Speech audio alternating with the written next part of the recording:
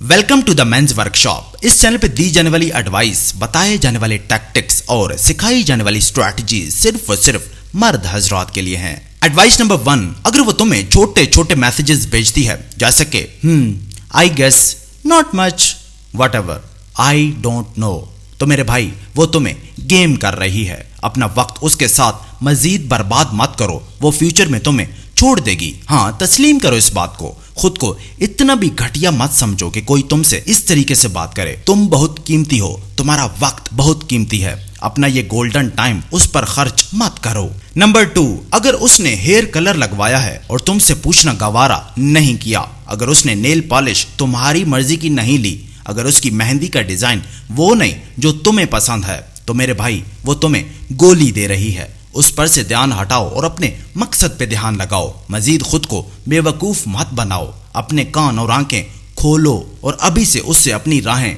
जुदा कर लो। नंबर 3, ये प्यार व्यार कुछ नहीं होता। मैंने लव मैरिजेस के बाद भी लोगों में डिवोर्स होते देखी हैं। Love is a stupid emotion. इसमें दोनों फरीक अंधे और बहरे हो जाते हैं। प्यार उनकी आंखें, कान, दिमाग सब कुछ बंद कर देता है। इस प्यार के चक्कर में लोग ऐसे फैसले कर बैठते हैं जिससे उन्हें पूरी जिंदगी के लिए भुगतना पड़ जाता है। इस प्यार को साइड पर रख के हमेशा हक्काइक पर मबनी फैसले करो। नंबर 4, मैं तुम्हें यह सलाह दूंगा कि ऐसी खवातीन से बच के रहो, रंग बिरंगे बालों वाली, रंग बिरंगे नाखूनों वाली और रंग बिरंगे टैटूज वाली, क्योंकि इन रंगीन दिखने वाली औरतों का माजी काला स्याह होता है, जैसे ये इन मुख्तलिफ रंगों में छुपा रही होती हैं। ये औरतें सांप से भी ज्यादा जहरीली होती हैं। इनसे हमेशा बच के रहो। नंबर 5, मेरे कमारे भाइयों, ऐसी लड़की ढूंढो जो तुम्हारे बुरे दिनों में तुम्हारे साथ खड़ी रहे, तुम्हारे लिए दुआ करे, तुम्हें सपोर्ट करे और तुम पर बुरा वक्त आने पर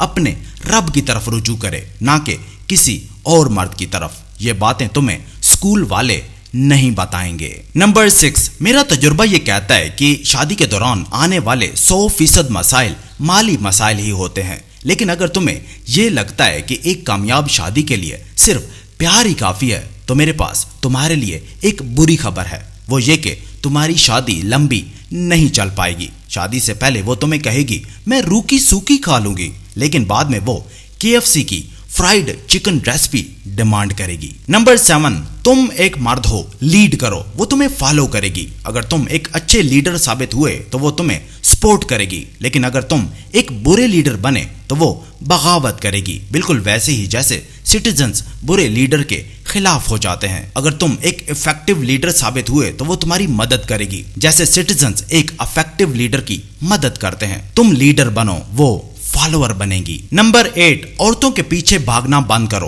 तुम एक ऐसी रेस में हो जो कभी भी खत्म नहीं होगी। हमेशा अपने गोल्स का पीछा करो। जब तुम अपने मकसद से कमिटेड हो जाओगे तो तुम देखोगे कि लोग खुद ब खुद तुम्हारी तरफ अट्रैक्ट होने लगेंगे। जब तुम किसी भी इंसान में अपना इंटरेस्ट शो नहीं करते तो उसके लिए तुम बहुत ही इंटरेस्टिंग हो जाते हो। इन रंगीन तितलियों के पीछे मत भागो, एक बाग बनाओ, तितलियां खुद ब खुद तुम्हारे बाग में आने लगेंगी।